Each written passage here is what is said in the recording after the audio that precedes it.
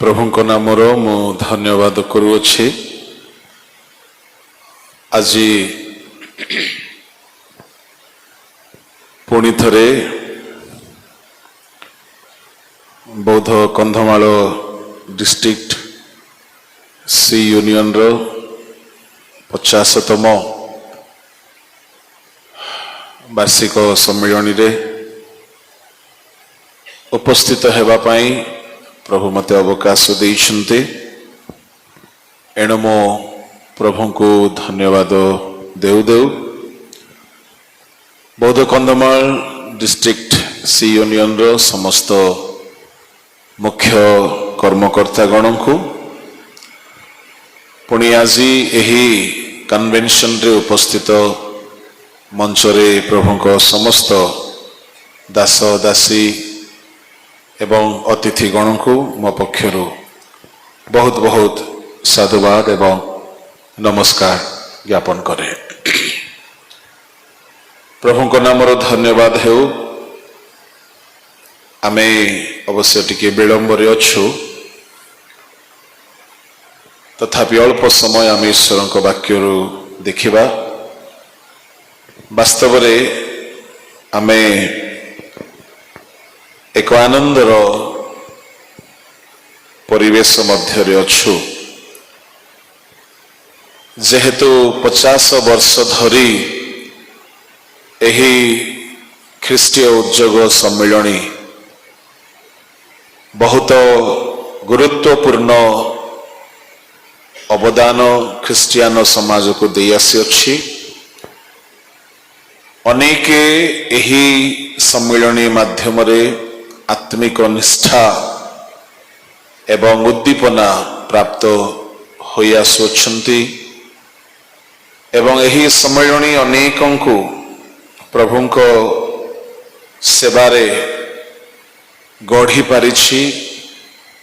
नेतृत्वर दक्षता, विभिन्न क्षेत्र रे पारदर्शिता एवं अनेक प्रतिभा रे परिपूर्ण करि पारिछि। एणु एही अवसर रे मो मध्य शुभेच्छा वार्ता संक्षिप्त रे कहूछि। प्रभु एही सम्मेलनी को आहुरी दिन को दिन तेजस्कर करंतु एवं तांको आगमन पर्यंत एही सम्मेलनी जीवित होइकी सक्रिय होइकी रहु। अनेक लोकों को जागरण निमंते, परिवर्तन निमंते, निष्ठा निमंते एवं जो उद्देश्य रे सीई यूनियन स्थापित होइछि सही पदचिन्ह रे ए सम्मेलनी अग्रसर हेउ एहा मोर शुभकामना एवं शुभेच्छा दे। आसंतु मो पदे प्रार्थना करी ईश्वर को वाक्य आड़ को आपण मान को कढ़ाई नेबा पाई चाहे। समस्ते मो सहित प्रार्थना रे शामिल हुंतु। पदे मो प्रार्थना करिबे। महामहिम स्वर्गस्थ पिता तुम्भ महापवित्र नामर आमे धन्यवाद करुअछु।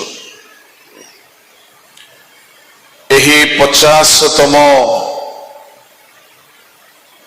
स्वर्ण जयंतीर उत्सव रे प्रभु आम्भे माने तुम्भ गौरव प्रशंसा करू करू तुम्भ वाक्य अध्ययन करिबा पई जाउअछु। एही समयर सेवा कार्य को प्रभु तुम्भे अपना नियंत्रण रे रख। समस्त प्रतिबंधक जिसुंक नाम रे दूर हेउ। एई स्थान रे तुम्भे गमनागमन कर प्रभु। तुम्भ आत्मा एठारे कार्य करंतु एवं प्रत्येकंक हृदय मन तुम्भ वाक्य द्वारा संजीवित हेउ, उद्दीपित हेउ। स्वर्गीय पिता तुम्भे ही नित्य नित्य वक्ता अट प्रभु आमे समस्ते प्रभु श्रोता अटु एई संक्षिप्त वाक्य ध्यान समय को स्वर्गर अनुग्रह रे परिपूर्ण कर तुम्भ ठारे समर्पित होई प्रार्थना जिसुଙ୍କ नाम रे मागिले आमेन। आमर ध्यानर प्रसंग हेउछि प्रकाशित 3 अध्याय ताहार 19 पद। आज आमे विलंब रे अछु समय समाप्त हो जाइछि तथापि आमे संक्षिप्त वाक्य ध्यान करिबा आउ एमिति तो 9टा बेले केही सो नाहंती ताहा गोटे नियमावली रे कार्यसूची रे लेखा जाए तेणु किछि असुविधा नहीं। जदि Vande Bharat late जाउछि flight late जाउछि तो आम कन्वेंशन रो टाइमिंग भी टिके लेट अछि किछि असुविधा नहीं। पड़ोसी लोक को टिके हाथ मिसांतु कहंतु टिके हाथ धरंतु हैंडशेक करंतु कहंतु आज आपण बहुत सुंदर देखा जाउछंती बोली कहंतु। हाँ टिके हाथ को हले कि टिके कहंतु जदि सोथिले से उठी पड़िबो। हाँ बोलो यीशु मसीह की हेला नहीं सीई कन्वेंशन परी हेला नहीं संडे स्कूल परी लगेला जुबली कन्वेंशन परी हेला नहीं टिके उच्च स्वर रे कहंतु बोलो यीशु प्रभु की एबे भी हेला नहीं। एडा लोकल कन्वेंशन परी लागुची डिस्ट्रिक्ट कन्वेंशन परी टिके हेउ बोलो यीशु मसीह की जोरदार गोटे करताली दियंतु आउ टिके जोरे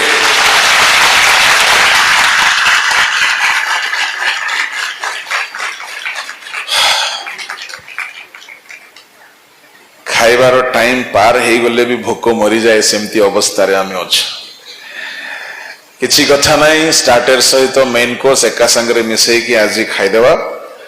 संक्षिप्त रे कहिला बेल को मते गुटे कथा मने पड़े टिके आपनकर माइंड को रिफ्रेश करिया भाई।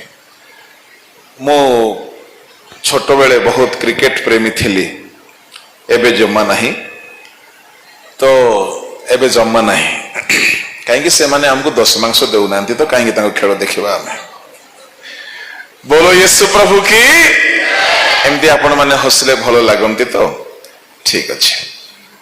तो जेते बेले 50 ओवर रो मैच हेउथिला हठात जदि पाग खराब हो जाए वर्षा हो जाए गोटे टीम खेली सारी थिबे जो टीम खेलिबा को थिबे तांकर 50 ओवर को काटिकी कौन कर दिया जाए 30-20 कर दिया जाए।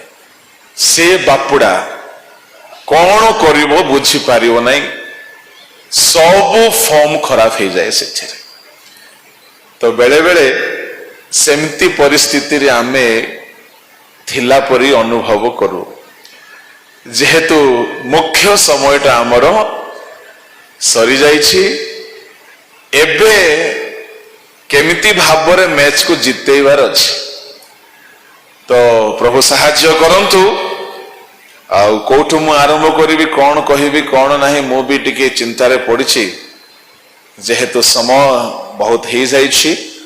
तथापि आजिकाली तो जुग सबु शॉर्टकट रो जुग सबु शॉर्टकट हेलाणी माने दुनिया ही शॉर्टकट हो गलाणी। देखिबे क्रिकेट आउ 5 दिनिया खेल लोक देखु नांती 20 ओवर रो खेल देखुचंती। यूट्यूब रे भी लॉन्ग वीडियो देखु नांती शॉर्ट वीडियो बेसी देखुचंती। आओ ड्रेस मध्य आ लंबा लंबा पिंधु नांती सब शॉर्टकट आसी गलाणी। पो माने भी झियो माने भी जुआडू जुआडू शॉर्ट करिवो सेटा ही ठीक लागुछि। हेले प्रचार कुआडू लोक मान को लॉन्ग भलो लागिवो ता बोले भाबंतु नाही जे आमे शॉर्टकट प्रचार करिवु आसीछु माने भलो रे धार करी कि ही छाड़ीबा। बोलो यीशु मसीह की हालेलुया। प्रभु प्रभु नाम धन्यवाद हेउ आसंतु आमे वाक्य आड़क जा लेखा अछि आम्भे जेते लोक को भल पाऊ सेमानंकु अनुजोग व शासन करिथाउ अतएव उद्योगी होई मन परिवर्तन कर एही शास्त्रांशटी लाउदिकिया मंडली निमंते प्रभु जीशु ख्रीष्टंकर एक सचेतनर वार्ता अटे लाउदिकिया मंडलीर कथा मु जाने नहीं आम सम्मेलनी को केमिति एई प्रसंगटी को रखिबा पई इच्छा हैला किंतु एतिकी जाने बोध हुए आमर अवस्था लाउदिकियार अवस्था परी हो जाए एणु प्रभु नेतृवर्गों मनरे प्रवृत्ति देले एही परी गोटिए अति समय उपयोगी प्रसंगटी को रखिबा पाई आओ मु विश्वास करे एहा निश्चय आम समस्तंक पाई लाभदायक हब वाक्य भीतर को जीवा पूर्व टिके लाउदिकिया मंडलीर कथा को न देखिले कथाटा हेई पारे भिन्न दिगरे चली जीव कॉन्टेक्चुअल हेबा आवश्यक अटे एणु लाउदिकिया मंडलीर दूतंक निकट को चिट्ठी ता माने दूत बोली कहिले सेही मंडलीर पालक परमेश्वरंक चिट्ठी एक अध्याय प्रकाशित केही पढ़िबा पई अछंती कि ना से माने भी कौन सी काम रे व्यस्त अछंती 1:20 टिके पढ़ंतु आंभर दक्षिण हस्तरे जो सप्त नक्षत्र देखिल हाँ एही हाँ प्रदीप सप्त मंडली अटंती एई स्थान रे प्रभुंको दास मानंगु मंडलीर दूत गण बोली संबोधन करा जाइछि आओ एही 7 गोटी मंडलीर पालक माने परमेश्वरंको दक्षिण हस्तरे नक्षत्र भावरे जाजल्यमान हेउथिबा एक एक दासगण अटंती एमाने साधारण नुहंती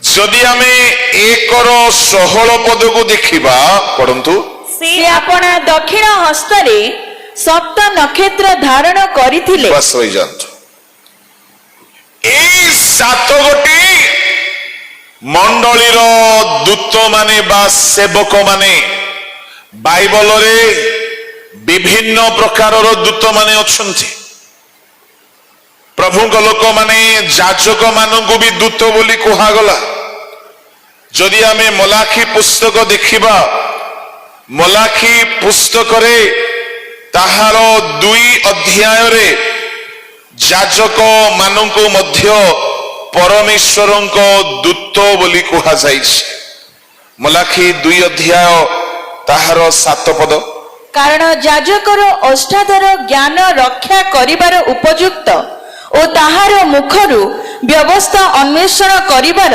लोकमानंकर उपयुक्त कारण से सैन्याधिपति सदाप्रभुंकर दूत जणे जाजक परमेश्वरंको एक दूत अटे एणु मंडलीर जाजक माने मंडलीर सेवक माने ଏକ ଏକ ଦୂତ ଅଟନ୍ତି।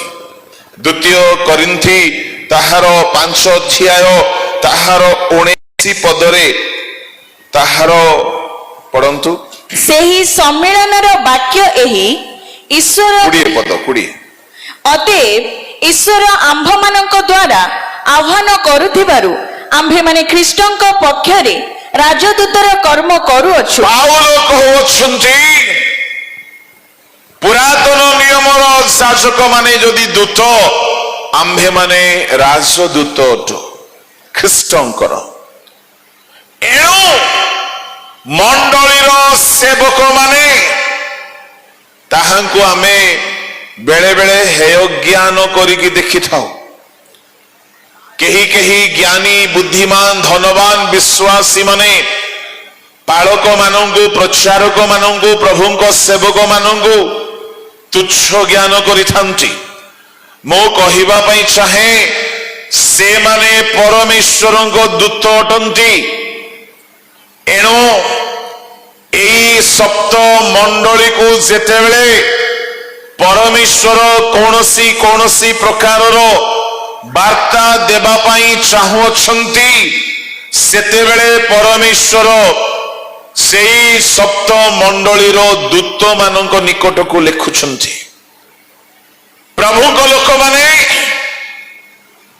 ଏଇ ଦୂତ ମାନେ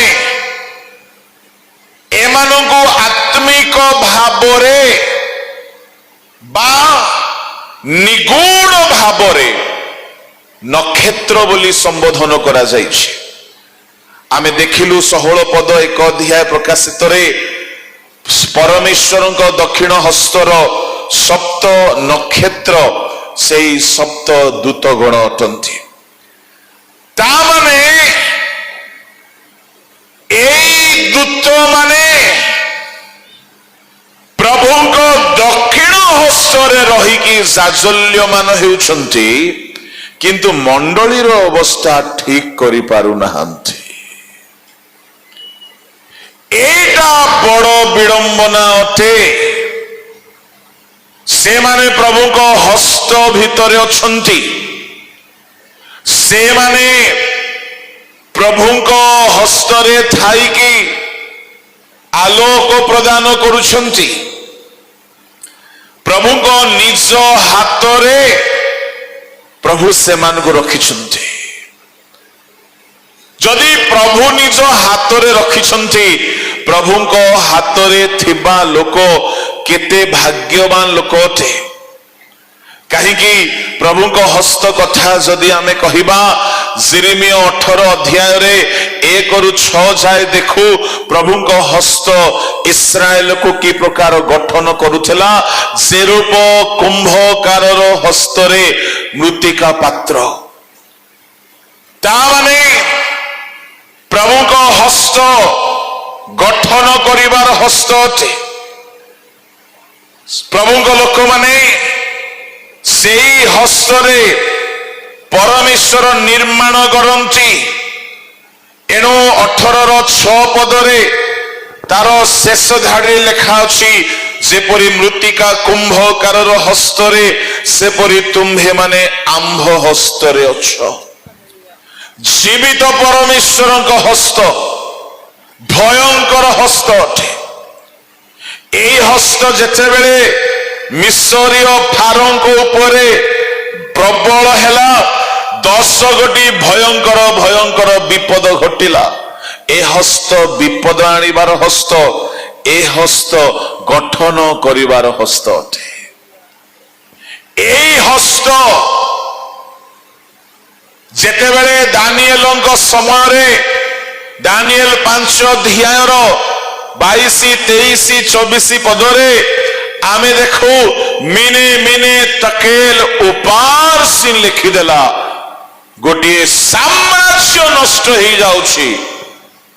ବାବିଲୋନ ସମ୍ରାଟ ବଲଶସ୍ସରଙ୍କର ସମ୍ପୂର୍ଣ୍ଣ ଅଧପତନ ଘଟୁଛି।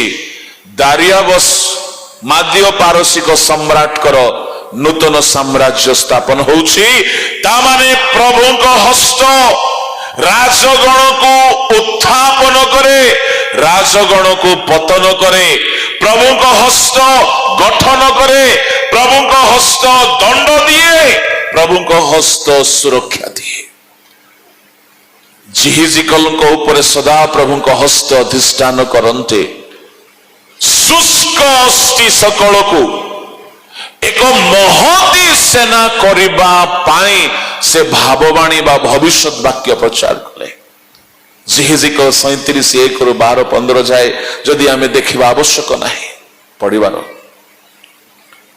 ପ୍ରଭୁଙ୍କ ଲୋକମାନେ ଯେତେବେଳେ ଯୀଶୁ ଜଣକର କାନରେ ଅଙ୍ଗୁଳି ଦେଲେ, କାନ ଖୋଲିଗଲା। ଯୀଶୁ ଜଣକୁ ସ୍ପର୍ଶ କଲେ, ସେ ସୁସ୍ଥ ହୋଇଗଲା। ପ୍ରଭୁଙ୍କ ହସ୍ତ ସୁସ୍ଥକାରୀ ହସ୍ତ। ପ୍ରଭୁଙ୍କ ନାମର ଧନ୍ୟବାଦ ହେଉ। ଶିଷ୍ୟମାନଙ୍କ ସଙ୍ଗରେ ତାହାଙ୍କ ହସ୍ତ ଥିଲା।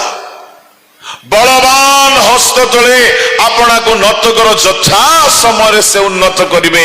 ତାମାନେ ଏ ହସ୍ତ ଉନ୍ନତ କରିବାର ହସ୍ତ ଅଟେ। ଯେତେବେଳେ ଯୀଶୁ ମୁଣ୍ଡ ନୁଆଇ ମାଟିରେ ହସ୍ତରେ ଲେଖିବାକୁ ଲାଗିଲେ, ଫାରୁସୀ ମାନଙ୍କର ପାପର ବୋଧ ସେମାନଙ୍କୁ ଜଣା ପଡିଲା।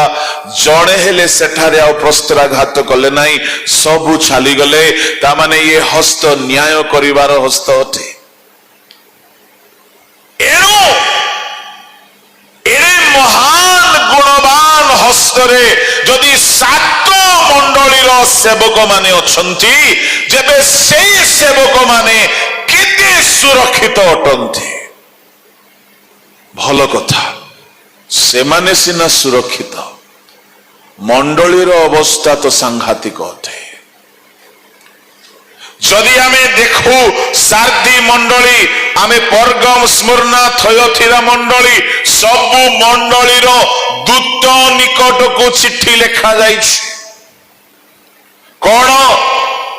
ଆମର ପ୍ରସଙ୍ଗରେ ଲାଓଦିକିଆ ମଣ୍ଡଳୀକୁ ପ୍ରଭୁଙ୍କର ବାର୍ତ୍ତା ଅଟେ। এই ମଣ୍ଡଳୀ ପାଇଁ ପ୍ରଭୁ ସମ୍ବୋଧନ କରି କହୁଛନ୍ତି ଯେ ସତ୍, ଯେ ବିଶ୍ୱସ୍ତ, ସତ୍ୟ ସାକ୍ଷୀ, ସେ ଯେ ଈଶ୍ୱରଙ୍କ ସୃଷ୍ଟିର ଆଦିକର୍ତ୍ତା, ସେ ଏହା କହନ୍ତି, ଆମ୍ଭେ ତୁମ୍ଭର କର୍ମ ଜାଣୁ, ତୁମ୍ଭେ ଶୀତଳ ନୁହଁ କି ଉଷ୍ମ ହିଁ ନୁହଁ। ତୁମ୍ଭେ ଶୀତଳ କି ଉଷ୍ମ ହେଲେ ଭଲ ହୁଅନ୍ତା। ଏଣୁ ତୁମ୍ଭେ ଶୀତଳ କି ଉଷ୍ମ ନ ହୋଇ ଈଷଦୁଷ୍ମ ହେବାରୁ ଆମ୍ଭେ ତୁମ୍ଭକୁ ଆପଣା ମୁଖରୁ ଉଦ୍ଗାର କରିବାକୁ ଯାଉଅଛୁ। ପରମେଶ୍ୱର କହୁଛନ୍ତି, ତୁମେ ଶୀତଳ ନୁହଁ କି ତୁମେ ଉଷ୍ମ ନୁହଁ, ତୁମେ ଈଷଦୁଷ୍ମ ହେବାରୁ ଆମ୍ଭେ ତୁମ୍ଭକୁ ଆପଣା ମୁଖରୁ ଉଦ୍ଗାର କରିବାକୁ ଯାଉଅଛୁ। ପ୍ରଭୁଙ୍କ ଲୋକମାନେ ଉଦ୍ଗାର, ପରମେଶ୍ୱର କହୁଛନ୍ତି, ଆମ୍ଭେ ହେ ଲାଓଦିକିଆ ମଣ୍ଡଳୀ, ଆମ୍ଭେ ତୁମ୍ଭକୁ ଉଦ୍ଗାର କରିବାକୁ ଯାଉଅଛୁ।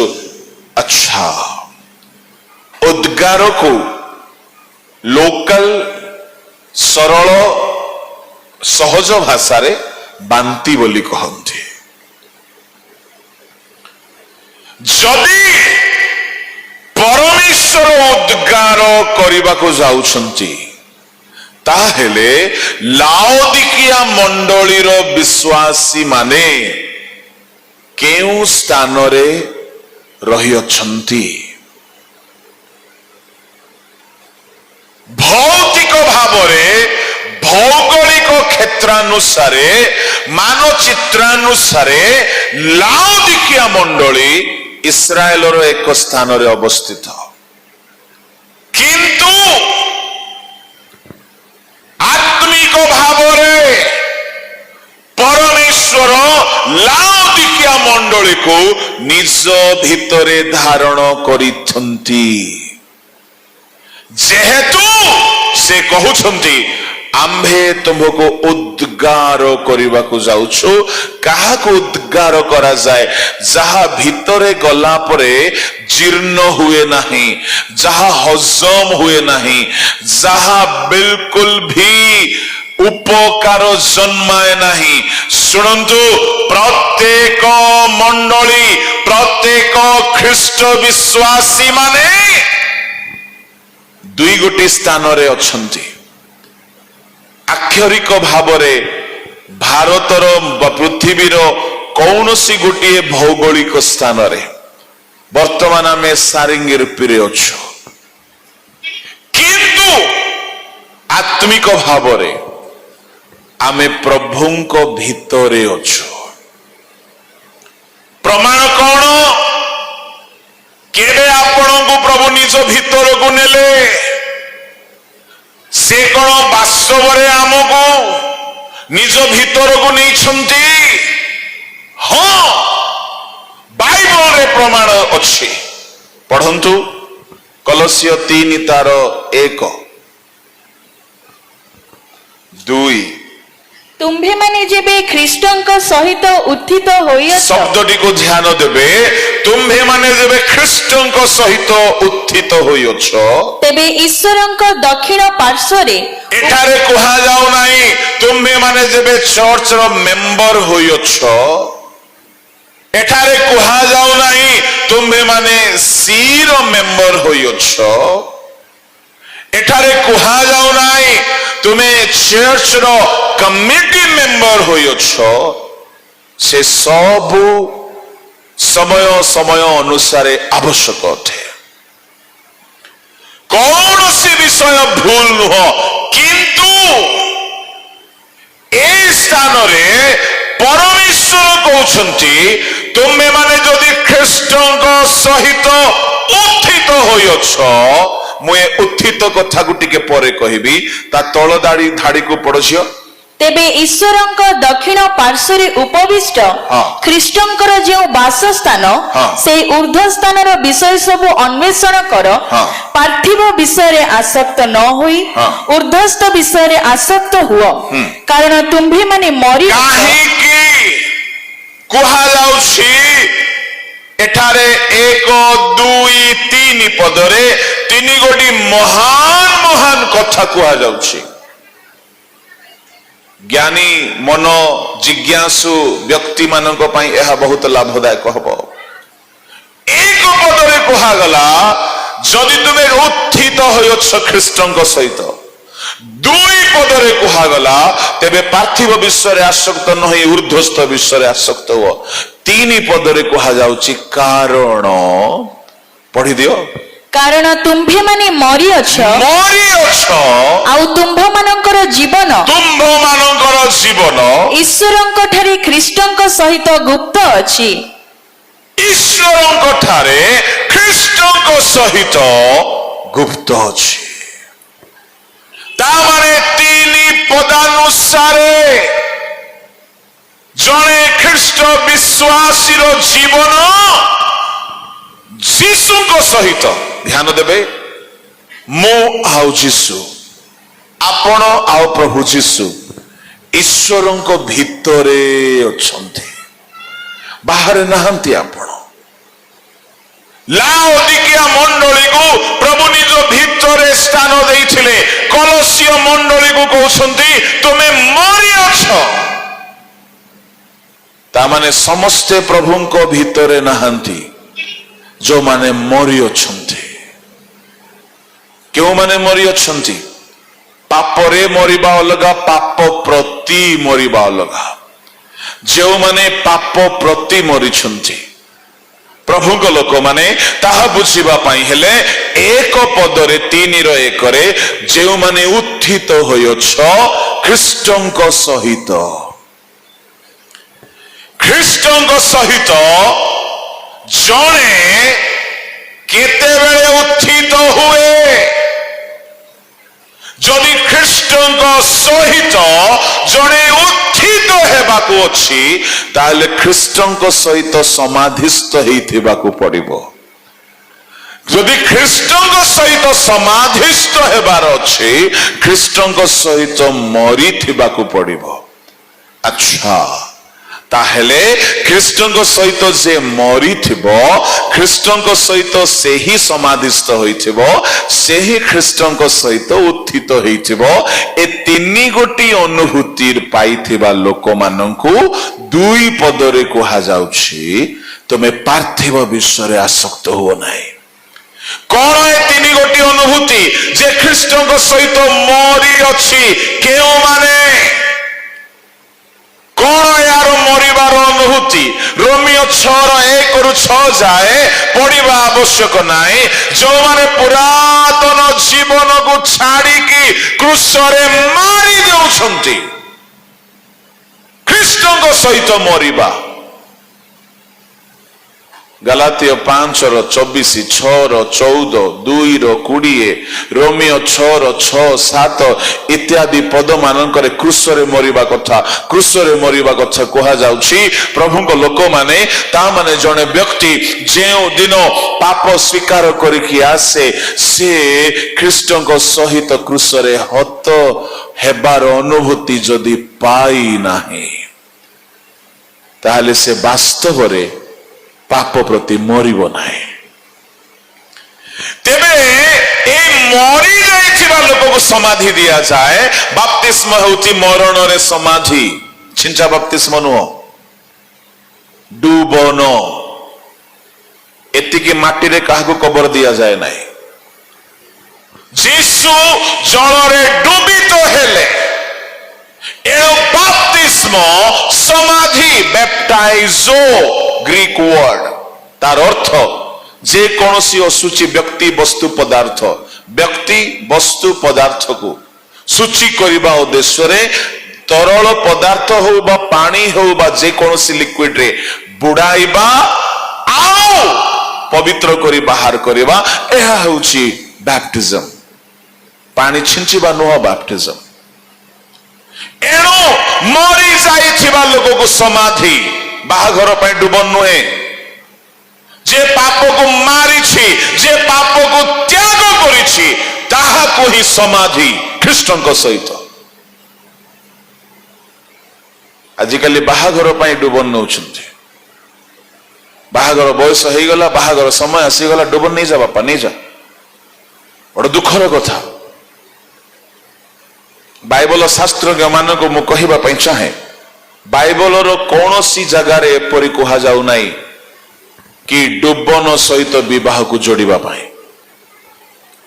ଏହା ମାଣ୍ଡଳିକ ଶୃଙ୍ଖଳାକୁ ଧ୍ୟାନରେ ରଖି କରାଯାଇଛି ନିୟମ। ମଦୁଆ ଲୋକ ବି ବାହାଘର ବୟସ ହେଇଗଲା, ମଦ ଛାଡୁନାହିଁ, ଡୁବନ ନେଇଯାଉଛି। ଖଇନି, ପାନ, ଗୁଟକା, ସିଗାରେଟ ଛାଡୁନାହିଁ, ଡୁବନ ନେଇଯାଉଛି। ଡୁବନର ମହତ୍ଵ ଜାଣୁନାହାନ୍ତି, ଡୁବନ ନେଇଯାଉଛନ୍ତି। ଡୁବନ ବୋଲି କହିଲେ ମରି ଯାଇଥିବା ଲୋକକୁ ସମାଧି।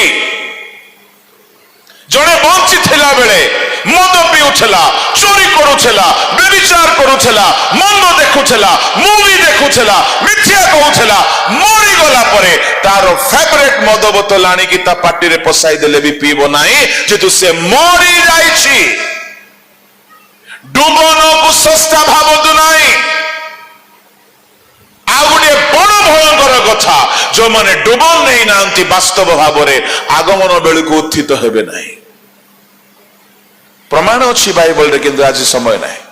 ଖ୍ରୀଷ୍ଟଙ୍କ ସହିତ ମରିବା ଅର୍ଥାତ୍ ମନ ପରିବର୍ତ୍ତନ କରି ପରିତ୍ରାଣ ପାଇ ତାହାଙ୍କ ରକ୍ତରେ ଧୌତ ହେବା, ସମାଧିସ୍ଥ ହେବା ଅର୍ଥାତ୍ ଡୁବିତ ହେବା, ଉତ୍ଥିତ ହେବାର ଅର୍ଥ ହେଉଛି ପବିତ୍ର ଆତ୍ମାଙ୍କ ଶକ୍ତିରେ ପରିପୂର୍ଣ୍ଣ ହେବା।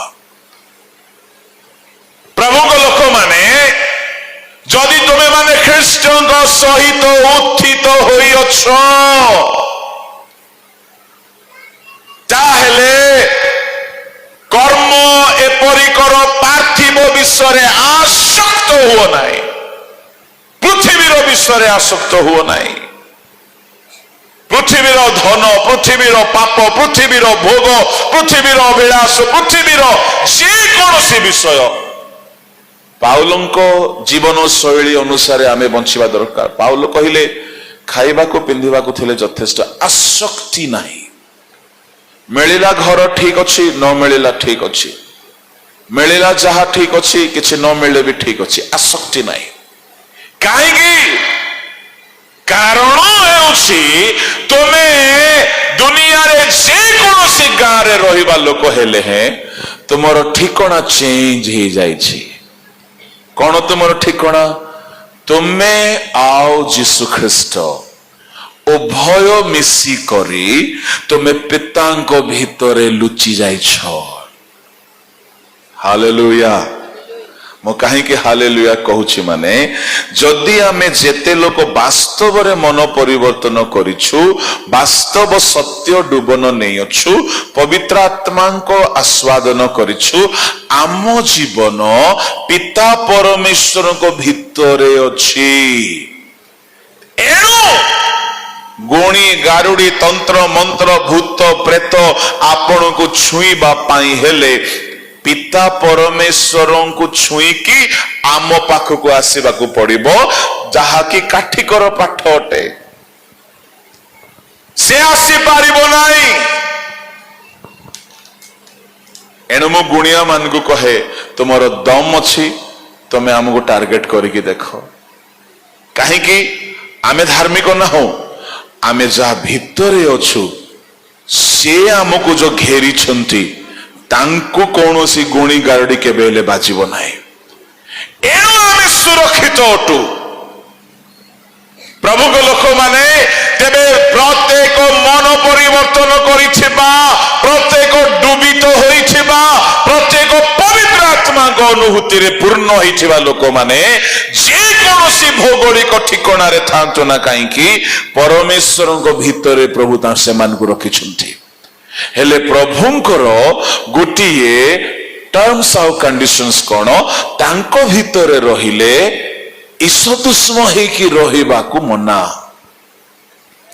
से चाहुछंती लाउदिकिया मंडली तुमे आम भितरे अछो ईशदुष्म हेबा हेतुरु आमे तुमको उद्गार करिबा को जाउछु ता माने सुनंतु दिने प्रभु ग्रहण करिथिले प्रभु क्या ग्रहण करती जो माने मन परिवर्तन करी डुबित होइछंती जो माने पवित्र आत्मा को आस्वादन करिछंती प्रभु से मान को ग्रहण करी भितरे रखिछंती हालेलुया प्रभु आपण को भितरे रखिछंती किंतु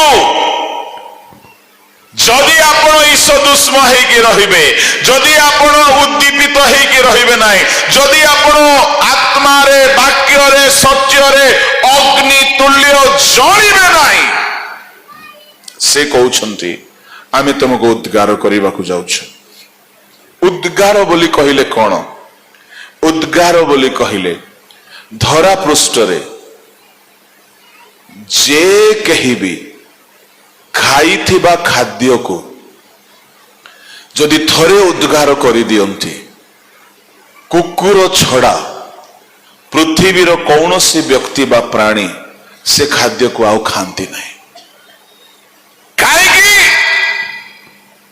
ता घृण्य हो गला ता आउरी काम करिबो नाही ता माने सुनो जेउ माने आत्मिक रे दिने भलो थिले जिने पाप स्वीकार करी परित्राण पाई थिले दिने डुबन नहीं थिले दिने पवित्र आत्मा रे पूर्ण हेई थिले आ एबे जदी से माने शीतल पड़ी जाई छंती ईशदुष्म हेई जाई छंती से माने केमिति भाबरे प्रभु को भितरे अछंती जानि छंती इनडाइजेस्टेड फूड मते कहतु एठारे आमे जेते अच्छो समस्त को केबे ना केबे थरे बदहजमी हेइथिबो आ जदि अजीर्ण हेई गला किछि भी खाइले आजिकाली अवेयरनेस आसी गला आजिकाली गैस्ट्रिक मेडिसिन आसी गला डाइजेस्टिव मेडिसिन आसी गला लोक माने डाइनिंग टेबल रे फल मूल पनीपरिबा सहित डाइजेशन टैबलेट भी रखि दउछंती जानी भीतर सिस्टम रे दम नाई किंतु गिळीबे गोटा गोटा तेणु ताको हजम करिबा पाई मेडिसिन भी बोतल भी टेबल रे थुआई थाउछ एटा भी खाओ सेटा भी खाओ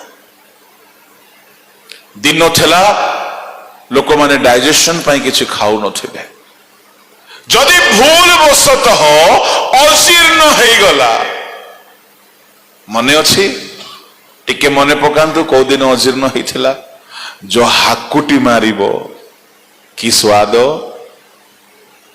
पेट जो फुले की फंपे की रहिबो कि बथा जे जाए ताहा ऊर्ध्वगामी हे कि उद्गार हेउ बा निम्नगामी हे कि बहिष्कार हेउ जे जाए हे नहीं मन को शांति नहीं शरीर को विश्राम नहीं बुझी पारले तो ऊर्ध्वगामी निम्नगामी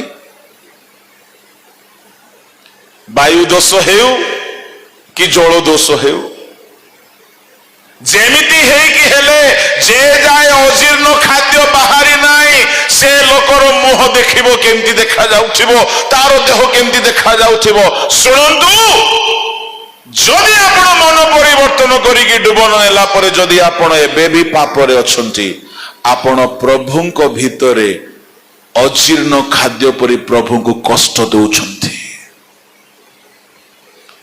प्रभुंको पाई बोली आपण पेट बथा हे जाइछंती प्रभुंको पाई बोली आपण अजीर्ण हे जाइछंती एनु से वार्निंग दउछंती कोन बोली तमे बहुत किछि भाबुछ कोन भाबुछ तुमे कहूछ कोन कहत 17 पद तुम्हें कहुअछ मु धनी मोहर बहुत संपत्ति अछि मोहर कौनसी अभाव नाही मात्र तुम्भी जे दुर्भागा दिनहीन दरिद्र अंध उलंग एहा जान नाही जानी पारु नांती ए माने हेले अजीर्ण खाद्य तुल्य निजर स्पिरिचुअल अवस्था को बुझी पारु नांती फारूसी मानकर अवस्था भी सेया थिला से माने अंध जानी पारु नथिले निज अंध बोली की से माने काल सर्पर वंश जानी पारु नथिले मु कहिबा पई चाहे आपना भ्रांति के बुझी पारे आमे बेले बेले आक्षरिक भावरे समाज सामाजिक भावरे बहुत उद्योगी है कि बहुत परिश्रम करू ओके भलो कथा किंतु निज अवस्था को भी जानिबा दरकार स्पिरिचुअली मो प्रभु को दुख देउ नहीं तो मो प्रभु को भीतरे रही कि प्रभु को कष्ट देउ नहीं तो प्रभु को जंत्रणा देउ नहीं तो केते काल से जंत्रणा सहिबे कहीं से जंत्रणा सहउछंती केउ मानको पई जंत्रणा सहउछंती जो माने कि निजर अवस्था बुझी पारु नांती जो माने जानी पारु नांती कि से माने केते दुर्बल केते अभागा केते बड़ पापी केडे कपटी केडे पाखंड केडे केडे मूर्ख सेमिति मंडली को कहउछंती आमे जेते लोक को भलो पाओ सेमान को अनुजोग शासन करिथाओ अतएव उद्योगी होई मन परिवर्तन करो प्रभु थरे ग्रहण करिसुंती से वार्निंग दउछंती आउरी कोन वार्निंग दउछंती 18 पद पढंतु एणु आम्भे तुमको एही परामर्श देउछु तुम्भे धनी हेबा निमंते अग्नि रे परिष्कृत सुवर्ण आउ तुम्भ उलंगतार लज्जा जेपरि प्रकाशित न हुए एथि पई परिधान करिबा पई शुक्ल वस्त्र पुनी दृष्टि पाइबा निमंते चक्षुरे लेपन करिबा पई अंजन आम्भ निकटरु किण आम्भे जेते लोकंकु भलो पाऊ सेमानंकु अनुजोग ओ शासन करिथाउ अतएव उद्योगी होई मन परिवर्तन कर प्रभु चाहुछंती ए माने परिवर्तन हेउंतो ता माने जेते जण दिने परिवर्तन हेथिले वर्तमान सदुष्म ही जाइछंती जदि परिवर्तन हेबे नाय प्रभु उद्गार करिवे ए उद्गार हेउची शासन सुनंतु बाइबल रे से कहा कहा को उद्गार करिदेले जेउ मान को उद्गार करिदेले आउ ग्रहण कले नाही एते सहज रे उद्गार करंती नाही आमे गुटे खाद्य अति पसंद हे कि प्रेम रे रुचि नहीं ଆମୋଦ ପ୍ରମୋଦ କରି କରିକି ଖାଅ କେତେ ଖୁସିରେ। ଭାବୁ ଏହା ମୋ ଦେହକୁ ବଳ ଯୋଗାଇବ। କାହା ଦେହକୁ? ମୋ ଦେହକୁ, ମୋ ଆଖିକୁ, ମୋ ସ୍କିନକୁ, ମୋ କେଶକୁ, ମୋ ମାଂସ ଶରୀରକୁ। ଶୁଣନ୍ତୁ, ପ୍ରଭୁ ଆପଣଙ୍କୁ ଗ୍ରହଣ କଲେ, ଖ୍ରୀଷ୍ଟଙ୍କ ଶରୀରକୁ ଆପଣ ବଳ ଯୋଗାଇବା ବ୍ୟକ୍ତି ହେବାର ଆବଶ୍ୟକ ଅଟେ। କଣ ଖ୍ରୀଷ୍ଟଙ୍କ ଶରୀର? ମଣ୍ଡଳୀ। ଆପଣ ମଣ୍ଡଳୀକୁ ବଳ ଯୋଗାଇବା ଲୋକ ହେଉଛନ୍ତି ମଣ୍ଡଳୀ ଭିତରେ ରହି, ନା ମଣ୍ଡଳୀକୁ ଭାଙ୍ଗିବା ଲୋକ ହେଉଛନ୍ତି? ଏହା ଏକ ରହସ୍ୟ ଅଟେ। ପ୍ରଭୁ ଆମକୁ ଗ୍ରହଣ କରିଛନ୍ତି ଏମିତି ଖାଦ୍ୟ ଭାବରେ କି ମଣ୍ଡଳୀ ଆମ ଦ୍ୱାରା ବଳ ପାଇବାକୁ ପଡିବ। ଯଦି ଆମ ଦ୍ୱାରା ମଣ୍ଡଳୀ ନିଷ୍ଠା ପାଉନାହିଁ, ଆମ ଦ୍ୱାରା ମଣ୍ଡଳୀ ସଞ୍ଜୀବିତ, ଉଦ୍ଦୀପିତ, ସଂଶୋଧିତ ଆଉ ପରିବର୍ତ୍ତିତ ହେଉନାହିଁ, ତାମାନେ ଆମେ ସେଇ ଅଜୀର୍ଣ୍ଣ ଖାଦ୍ୟ ଅଟୁ, କେବଳ ପ୍ରଭୁଙ୍କୁ କଷ୍ଟ ଦେଉଛୁ। ପ୍ରଭୁ ୱାର୍ଣ୍ଣିଂ ଦେଉଛନ୍ତି, ପରିବର୍ତ୍ତନ ହୁଅ ନହେଲେ ଉଦ୍ଗାର କରିବୁ। ବାଇବଲରେ ସେ ଉଦ୍ଗାର କରିଦେଲେ, ଲୁସିଫରକୁ ଆଉ ଗ୍ରହଣ କଲେ ନାହିଁ। ଉଦ୍ଗାର କରିଦେଲେ ଆଦମ ହବାକୁ, ଆଉ କେବେ ଦେଖାଦେଲେ ନାହିଁ। ଉଦ୍ଗାର କରିଦେଲେ ଏସଉକୁ, ପ୍ରବଳ କାନ୍ଦିଲା ପରେ ବି ଆଉ ଏସଉକୁ ସୁଯୋଗ ମିଳିଲା ନାହିଁ। ଉଦ୍ଗାର କରିଦେଲେ ସାଉଲକୁ, ଆଉ ମିଳିଲା ନାହିଁ। ଉଦ୍ଗାର କରିଦେଲେ ଏଲି ଯାଜକର ବଂଶକୁ, ଆଉ ଯାଜକ ପଦ ମିଳିଲା ନାହିଁ। ଉଦ୍ଗାର କରିଦେଲେ ବଲଶେଶ୍ୱରର ସାମ୍ରାଜ୍ୟକୁ, ଆଉ ସାମ୍ରାଜ୍ୟ ମିଳିଲା ନାହିଁ। ଉଦ୍ଗାର କରିଦେଲେ ଇସ୍କାରିୟତ ଯିହୁଦାକୁ, ଆଉ ସେବକ ପଦ ମିଳିଲା ନାହିଁ। କଣ ଭାବୁଛନ୍ତି? ଆମ ପରମେଶ୍ୱର ଗ୍ରହଣ ବି କରନ୍ତି, ପରିବର୍ତ୍ତନ ନହେଲେ ଉଦ୍ଗାର ବି କରନ୍ତି। ଏଣୁ এই ସି କନଭେନସନରେ ମୁଁ ଏହା କହିକି ଆଜିର ପ୍ରଥମ ସନ୍ଧ୍ୟାର ବାକ୍ୟକୁ ସମାପ୍ତ କରିବା ପାଇଁ ଚାହେଁ, ସମୟ ଆସିଛି ସମୀକ୍ଷା କରୁ। ପ୍ରଭୁ ଆମକୁ ବଡ଼ ପ୍ରେମରେ ଗ୍ରହଣ କଲେ, ଆମେ ଖାଦ୍ୟକୁ ପ୍ରେମରେ ଗ୍ରହଣ କରୁ, ଅଜୀର୍ଣ୍ଣ ହେଲେ ଘୃଣାରେ ଉଦ୍ଗାର କରୁ, ବାନ୍ତି କରୁ, ତାକୁ ଅନେଇବାକୁ ପୁଣି କେବେ ଯାଉନା। ଯେଉଁମାନଙ୍କ ନାମ ମୁଁ ଧରିଲି ପରମେଶ୍ୱର, ସେମାନଙ୍କୁ ଆଉ କେବେ ଅନେଇ ନାହାନ୍ତି। ଆମ ପରମେଶ୍ୱର ଗ୍ରହଣ ବି କରନ୍ତି, ପରିତ୍ୟାଗ ବି କରନ୍ତି। ଏଣୁ ସେ କହୁଛନ୍ତି ଉଦ୍ଯୋଗୀ ହୁଅ, ମନ ପରିବର୍ତ୍ତନ କର। କାହିଁକି? ସେ ଶୀଘ୍ର ଆସୁଛନ୍ତି। ପ୍ରଭୁଙ୍କ ଲୋକମାନେ ଏହି 3 ଦିବସୀୟ ସମ୍ମିଳନୀର ସ୍ୱର୍ଣ୍ଣ ଜୟନ୍ତୀର ସଭାରେ ପ୍ରଭୁ ଆମ ସମସ୍ତଙ୍କୁ ସାହାଯ୍ୟ କରନ୍ତୁ। ଆମେ ଉଦ୍ଯୋଗୀ ହୋଇ ପରିବର୍ତ୍ତନ ହେଉ। ତାହେଲେ କଣ ହେବ ଜାଣିଛନ୍ତି? ସେ ଦ୍ୱାର ନିକଟରେ ଠିଆ ହେଇଛନ୍ତି, ସେ ଭିତରକୁ ଆସିବେ, ଆମ ସହିତ ପୁଣି ଭୋଜନ କରିବେ, ସେ ଆମକୁ ସିଂହାସନରେ ବସିବାକୁ ଦେବେ। ଯଦି ଉଦ୍ଯୋଗୀ ହେବା ନାହିଁ, ପରିବର୍ତ୍ତନ ହେବା ନାହିଁ, ଉଦ୍ଗାର କରିଦେବେ, ଆଉ କେବେ ହିଁ ଆମକୁ ସୁଯୋଗ ମିଳିବ ନାହିଁ। ଆମ ସ୍ଥାନ ଆଉ କାହାକୁ ମିଳିଯିବ। ପ୍ରଭୁଙ୍କ ଲୋକମାନେ, ମୁଁ ଏହା କହିକି ସମାପ୍ତ କରିବି, ଆମେ ପ୍ରଭୁଙ୍କ ଭିତରେ ଅଛୁ, ପ୍ରଭୁଙ୍କୁ କଷ୍ଟ ଦେଉଛୁ ନା ପ୍ରଭୁଙ୍କ ଶରୀର ରୂପ ମଣ୍ଡଳୀକୁ ବଳ ଯୋଗାଉଛୁ? ପ୍ରଭୁଙ୍କ ଶରୀର ଅର୍ଥାତ୍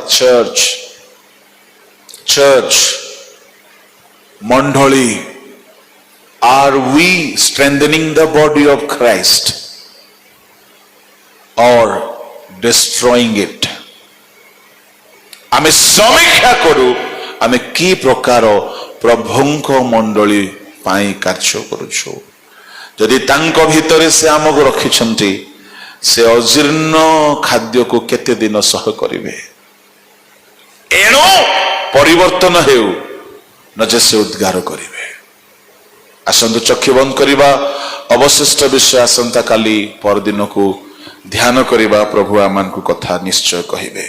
ଚକ୍ଷୁ ବନ୍ଦ କରୁ। ସ୍ୱର୍ଗୀୟ ପିତା, ଅଳ୍ପ ସମୟ ତୁମ ବାକ୍ୟ ଧ୍ୟାନ କରିବା ପାଇଁ ଆମମାନଙ୍କୁ ସାହାଯ୍ୟ କଲ। ବାକ୍ୟ ଅନୁଯାୟୀ ଆପଣାକୁ ପରିବର୍ତ୍ତନ କରିବୁ, ସେପରି ଦୟା କର। ଏହି ପ୍ରାଥମିକ ସନ୍ଧ୍ୟାରେ ଆମ ସମସ୍ତଙ୍କ ସଙ୍ଗୀ ହୋଇ ଆମମାନଙ୍କୁ ଜାଗ୍ରତ କଲ। ପ୍ରଭୁ ତୁମ ନାମ ଧନ୍ୟ ହେଉ। ଶ୍ରୁତ ବାକ୍ୟ ନିଜସ୍ୱ କରି ତାହାକୁ ପ୍ରଭୁ ଧରି ଚାଲିବା ପାଇଁ ପ୍ରତ୍ୟେକଙ୍କୁ ସାହାଯ୍ୟ କର। ତୁମ୍ଭର ବଳବାନ ହସ୍ତରେ ସମର୍ପଣ କରି ପ୍ରାର୍ଥନା ଯୀଶୁଙ୍କ ନାମରେ ମାଗିଲି।